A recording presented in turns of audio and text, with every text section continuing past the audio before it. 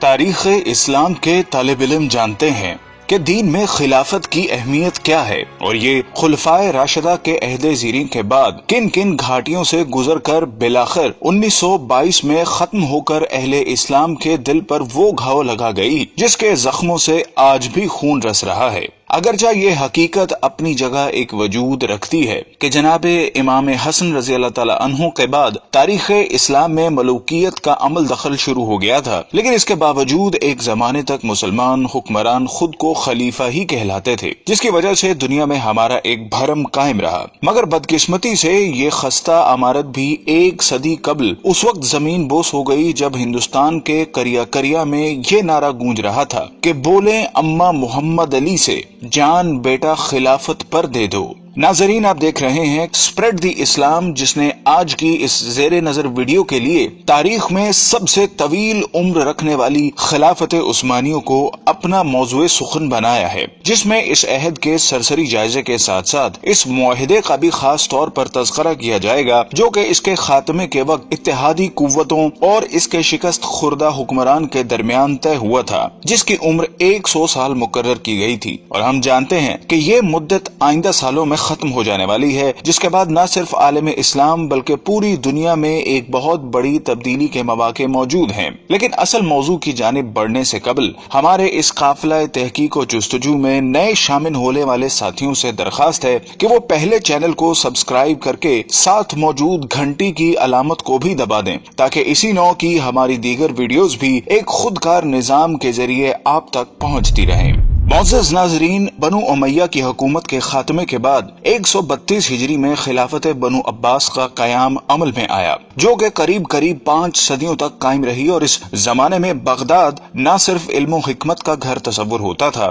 بلکہ اس کا شمار دنیا کی طاقتور ترین حکومتوں میں بھی ہوتا تھا، جس کو ہارون الرشید اور مامون الرشید جیسے خلفاء نے قوت و حشمت کی بلندیوں تک پہنچا دیا تھا۔ لیکن فطرت کے اس اصول یعنی ہر کمال رزوال کے تناظر میں جب 8ویں خلیفہ معتصم باللہ کے بعد عباسیوں نے محض حوث اقتدار کو اپنا مطمع نظر بنا لیا تو ہلاکو خاں کے ہاتھوں اس کا بھی خاتمہ ہو گیا، اور یہ تاریخ اسلام کا وہ خونی باب ہے جس کو رقم کرنے کے لیے شیر کا کلیجہ درکار ہے۔ لیکن چونکہ آج کا ہمارا موضوع خلافت عثمانیہ ہے جس نے اسی راگ سے جنم لیا، سو ہم اسی تک محدود رہتے ہوئے ابھی اس سے صرف نظر کریں گے۔ ناظرین محترم، عین ان لمحات میں جب بلا لحاظ عمر و جنس مسلمانوں کا خون بغداد کی گلیوں کو سیراب کر رہا تھا اور تاتاریوں نے صرف مسلمانوں پر زندگی حرام کر دی تھی کہ ایک دیندار گھرانے میں ایک بچے نے آنکھ کھولی اور اس کے والدین نے نومولود کا نام عثمان رکھا، جس سے ان نامہربان موسموں میں ہر ممکن حد تک اچھی تربیت کی گئی، اور جب وہ جوانی کی حدود میں پہنچا تو اس نے اپنا روحانی تعلق ایک درویش خدا مست سے قائم کر لیا، اور پھر ایک دن اس نے خواب دیکھا کہ اس کے مرشد کے سینے سے ایک چاند نکل کر اس پر سایہ فگن ہو گیا ہے۔ ساتھ ہی اس نے دیکھا کہ اس کے قدموں سے ایک درخت نے جنم لیا جو دیکھتے ہی دیکھتے نہ صرف جوان ہو گیا بلکہ اس کی شاخوں نے دنیا کے ایک بہت بڑے حصے کو بھی اپنی لپیٹ میں لے لیا ہے، اور اسی کی کوکھ سے اس نے 4 دریاؤں اور 4 پہاڑوں کو بھی نکلتے دیکھا۔ خواب سے بیداری کے بعد جب عثمان نے یہ خواب اپنے پیر و مرشد کے سامنے بیان کیا تو انہوں نے کہا، مبارک ہو، اللہ نے تمہیں اور تمہاری اولاد کو اپنے دین کے لیے چن لیا ہے۔ ناظرین گرامی، یہ 1299 کا سال تھا جب فطرت نے عثمان کو دولت عثمانیہ قائم کرنے کی قوت بخشی۔ یہ نوزائندہ اسلامی مملکت اس بازنطینی حکومت کے پڑوس میں قائم ہوئی جس کو آج ہم اہل روم کی حکومت سے موسوم کرتے ہیں۔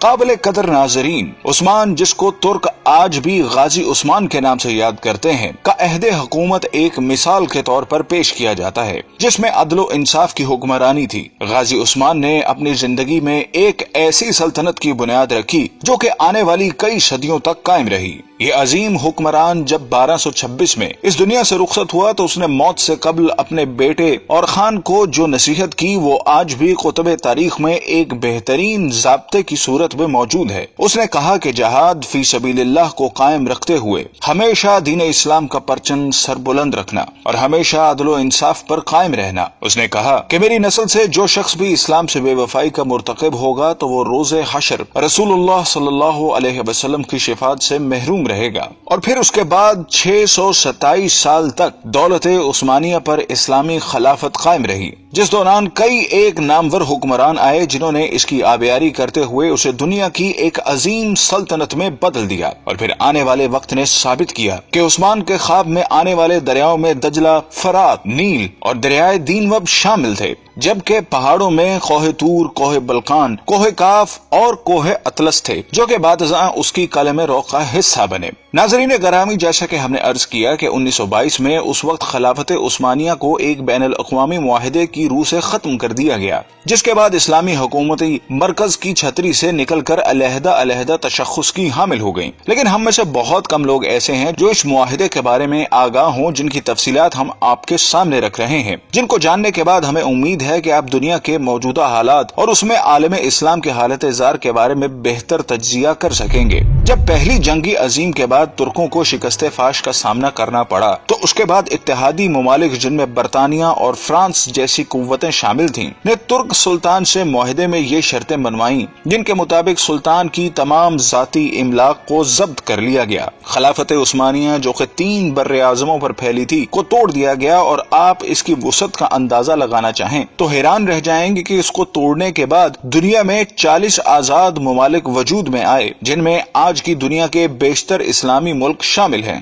گویا مسلمانوں کی قوت مختلف 40 دائروں میں تقسیم ہو کر رہ گئی، جس کے بعد یہودی اور نصرانی دنیا کے لیے سپر پاور بننے کا راستہ ہموار کیا گیا۔ ترکی جو کہ اس سے قبل عالم اسلام کا مرکز تصور ہوتا تھا کو سیکولر اسٹیٹ کا درجہ دے دیا گیا۔ سلطان کے 3 بر اعظموں پر پھیلے ہوئے اثاثوں کو ضبط کر لیا گیا، اور ترکی میں آئندہ 100 سال تک اسلامی نظام کے نفاذ اور خلافت پر پابندی عائد کر دی گئی۔ اس کے علاوہ اس کو معاشی طور پر تباہ و برباد کرنے کے لیے یہ شرط بھی رکھی گئی کہ وہ اگلے 100 سال تک اپنی معدنیات، جن میں تیل کی نمایاں دولت تھی، کو استعمال نہیں کرے گا، اور تیل کے مزید کنویں بھی نہیں کھودے جائیں گے۔ جبکہ مزید ظلم یہ کیا گیا کہ اس کی بندرگاہ باسفورس پر ترکی کی ملکیت کو ختم کرتے ہوئے اسے عالمی تصرف میں دے دیا گیا، اور یہ شرط رکھی گئی کہ ترک اس سے کسی بھی قسم کا ٹیکس وصول نہ کر سکیں گے۔ یہ تمام شرائط نافذ کرنے کے بعد ساتھ ہی یہ بھی طے کر دیا گیا کہ ترک سلطنت اگلے 100 سال تک اس معاہدے کا احترام کرنے کی پابند ہوگی۔ ناظرین گرامی، وقت اپنی مخصوص رفتار کے ساتھ چلتا رہا، اور ترک مسلمانوں اور بالعموم تمام عالم اسلام نے یہ صدی کس کرب سے گزاری۔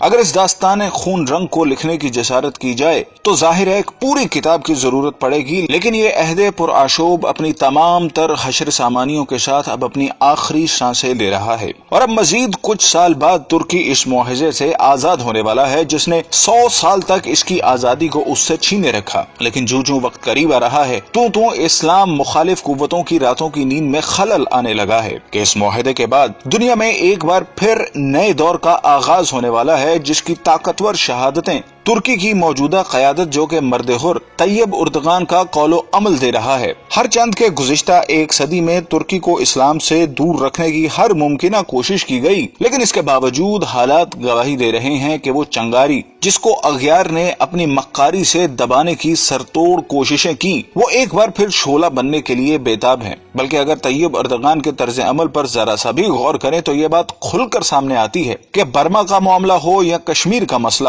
سب سے پہلے مسلمانوں کے حق میں جو آواز بلند ہوتی ہے وہ طیب اردغان کا نعرہ مستانہ ہوتا ہے۔ بلکہ حال ہی میں جب امریکی صدر ٹرمپ نے پاکستان کے خلاف زبان کھولی تو اس کی مذمت بھی سب سے پہلے ترکی کی سرزمین ہی سے کی گئی، اور جب یہ معاہدہ اپنی موت مر جائے گا تو پھر حالات کیا رخ اختیار کریں گے، اس کا اندازہ لگانا کوئی زیادہ مشکل کام نہیں۔ بلکہ طیب اردغان کا یہ بیان کہ 2023 کے بعد ترکی پہلے جیسا بیمار ملک نہیں رہے گا، بلکہ وہ عالمی سیاست میں ایک صحت مند کردار ادا کرے گا، اس بات کا غماز ہے کہ آنے والے وقتوں کے لیے خود کو تیار کر چکا ہے، اور شاید اقبال کا اس شعر کی تفسیر آمدہ برسوں میں آنے والی ہے۔ اگر عثمانیوں پہ کوہ غم ٹوٹا تو کیا غم ہے کہ خون 100,000 انجم سے ہوتی ہے سحر پیدا۔ ناظرین کرام، اگر ہم تاریخ کے آئینے میں دیکھنے کی جسارت کریں تو یہ بات کھل کر سامنے آتی ہے کہ طاغوت کی ہمیشہ یہی کوشش رہی کہ اسلام کبھی بھی دنیا کے کسی بھی خطے میں اپنی اصل شکل کے ساتھ نافذ نہ ہو سکے، اور اگر ماضی میں بھی کبھی ایسی کوشش کی بھی گئی تو اس کی مخالفت میں تمام ابلیسی قوتیں متحد ہو گئیں، جس کی تازہ ترین مثال ملا عمر کے افغانستان میں اسلام کے نفاذ کی کوشش تھی، جو طاغوت کے لیے ایک ڈراؤنا خواب تھا، جس کے مقابلے میں ہم نے دیکھا کہ دنیا کی تمام قوتیں اس پسماندہ ترین ملک کے خلاف صف آرا ہو گئیں، اور نہ ہی وہ طاقتیں جن کے بارے میں اللہ رب العزت کا ارشاد ہے کہ یہ کبھی تمہاری دوست نہیں ہو سکتی، بلکہ یہ آپس میں ہی ایک دوسرے کی دوست ہیں۔ یہ گوارا کرتی ہے کہ ملت اسلامیہ کبھی ایک مرکز تلے جمع ہو سکے، اور یہی وجہ ہے کہ انہوں نے اسلام کی خلافت کو ختم کر کے اپنے تئیں ایک بہت بڑا معرکہ سر کر لیا تھا، اور اس خوش فہمی میں مبتلا تھیں کہ شاید ایک صدی کی گرد تلے دبے یہ ترک مسلمان دوبارہ اپنی فطرت کی طرف مراجعت اختیار نہیں کر سکیں گے، لیکن وقت کے تیور بتا رہے ہیں کہ اب ان کا یہ خواب پورا نہیں ہو سکے گا، اور ایک دفعہ پھر دنیا میں خلافت کی بنیاد رکھی جائے گی، کیونکہ حضور صلی اللہ علیہ وسلم کی حدیث کے مطابق قیامت سے قبل خلافت قائم ہو کر رہے گی۔ قال رسول اللہ صلی اللہ علیہ وسلم تکون النبوۃ فیکم ما شاء اللہ ان تکون، نبوت رہے گی تمہارے مابین مسلمانوں جب تک کہ اللہ چاہے گا کہ وہ رہے، یعنی میں رہوں گا۔ ثم یرفع اللہ اذا شاء یرفعها، پھر اللہ اسے اٹھا لے گا جب اللہ چاہے گا کہ اسے اٹھا لے، یعنی پھر میرا انتقال ہو جائے گا، نبوت ختم ہو جائے گی، اب تمہارے مابین نبوت کی برکات و سعادتیں نہیں رہیں۔ ثم تکون خلافت علی منہاج النبوہ، پھر اس کے بعد ایک دور ہوگا خلافت کا جو بالکل نبوت کے طریق پر ہوگی، نبوت کے نقش قدم پر ہوگی، جو نظام میں نے قائم کیا جوں کا توں، بغیر کسی بال کے فرق کے وہ قائم رہے۔ فتکون ما شاء اللہ ان تکون، پھر وہ بھی رہے گا جب تک کہ اللہ چاہے گا کہ رہے۔ ثم یرفع اللہ اذا شاء یرفعها، پھر اللہ اسے بھی اٹھا لے گا جب چاہے گا کہ اٹھا لے۔ ثم تکون ملکا عاضا، عض یعض کہتے ہیں دانتوں سے کاٹنے کو۔ پھر اس کے بعد ایک دور آئے گا جو کاٹ کھانے والی ملوکیت کا دور ہوگا۔ یہ جیسا کہ میں عرض کر چکا ہوں، یہ ملوکیت جو مسلمانوں کی تھی، اور ان میں جو مظالم ہوئے ہیں، اچھے لوگ بھی آئے ہیں، یقیناً آئے ہیں، آخر 12 خلفاء کی تعداد انہیں میں سے پوری ہوگی۔ ثم تکون ملکا عاضا، پھر کاٹ کھانے والی ملوکیت آئے گی۔ فتکون ما شاء اللہ ان تکون، تو وہ بھی رہے گی جب تک اللہ چاہے گا۔ ثم یرفع اللہ اذا شاء یرفعها، پھر اللہ اٹھا لے گا اسے بھی جب چاہے گا۔ ثم تکون ملکا جبریا، پھر ایک مجبوری والی ملوکیت آئے گی، غلامی والی، جس کو ہم ویسٹرن کولونیلزم کہتے ہیں، یورپین کولونیلزم۔ کہیں انگریز ملکہ وکٹوریہ کے ہم غلام ہو گئے، کہیں جو ہے ہسپانوی آ گئے، کہیں پر اطالوی آ گئے، کہیں پر فرانسیسی آ گئے، کہیں پر ولندیزی آ گئے، کہیں پر پرتگیزی آ گئے، اس طرح سے پورا عالم اسلام گرفت میں آ گیا۔ ثم تکون ملکا جبریا فتکون ما شاء اللہ ان تکون، پھر وہ بھی رہے گا جب تک کہ اللہ چاہے گا۔ ثم یرفع اللہ اذا شاء یرفع، پھر اللہ اسے بھی اٹھا لے گا جب چاہے گا کہ اٹھا لے۔ ثم تکون خلافت علی منہاج النبوہ، پھر آئے گا ایک دور خلافت علی منہاج النبوہ کا۔ ثم سکت النبی صلی اللہ علیہ وسلم، اس کے بعد خاموش ہو گئے۔ تاریخ انسانی کا یہ آخری دور ہوگا۔ مسند احمد میں موجود حدیث کے مطابق حضور صلی اللہ علیہ وسلم نے 5 ادوار کا ذکر فرمایا ہے۔ آپ صلی اللہ علیہ وسلم نے فرمایا کہ تمہارے اندر نبوت کا دور رہے گا جب تک اللہ چاہے، پھر اللہ اسے اٹھا لے گا جب اٹھانا چاہے گا، یعنی جب تک حضور صلی اللہ علیہ وسلم رہے وہ دور رہا۔ اس کے بعد حضور صلی اللہ علیہ وسلم نے دوسرے دور کا ذکر فرمایا، پھر خلافت منہاج النبوہ قائم ہوگی، پس یہ دوسرا دور بھی جاری رہے گا جب تک اللہ چاہے گا، پھر جب اللہ چاہے گا اسے بھی اٹھا لے گا۔ اس کے بعد حضور نے تیسرے دور کا ذکر فرمایا کہ اس کے بعد کاٹ کھانے والی حکومت کا دور آئے گا۔ حکومت کا یہ دور بنو امیہ اور بنو عباس کی ملوکیت کا دور تھا۔ آپ نے ارشاد فرمایا یہ دور بھی رہے گا جب تک اللہ چاہے گا، پھر اسے بھی ختم فرما دے گا۔ پھر حضور صلی اللہ علیہ وسلم نے چوتھے دور کا ذکر فرمایا، پھر جابرانہ بادشاہت کا ایک دور آئے گا۔ جابرانہ بادشاہت سے مراد غیروں کی غلامی کا زمانہ ہے۔ پھر حضور نے 5ویں دور کا ذکر فرمایا کہ پھر خلافت منہاج النبوت قائم ہوگی، یعنی پھر پہلے ہی کی طرح خلافت کا دور آئے گا جو نبوت کے نقشے پر ہی قائم ہوگا۔ ہمارا ایمان ہے کہ وہ دور لازماً آئے گا جس کی خبر حضور نے دے دی ہے کہ آپ صلی اللہ علیہ وسلم سچے ہیں اور آپ کی خبر کبھی غلط نہیں ہو سکتی۔ ناظرین گرام، خلافت عثمانیہ کی سرزمین پر طیب اردغان جیسی شخصیت کی موجودگی اس بات کی دلالت کر رہی ہے کہ شاید آنے والا وقت ایک دفعہ پھر اس امت کو ایک جھنڈے تلے جمع کرنے کے لیے اپنی چال چل چکا ہے۔ ہماری دعا ہے کہ خدا وہ وقت جلدی لائے کہ امت کے ان زرخیز اور مقدر دماغوں کے اندر وہ احساس زیاں جنم لے سکے جو کہ اتحاد امت کے راستوں کا نقیب بن سکے۔ آمین۔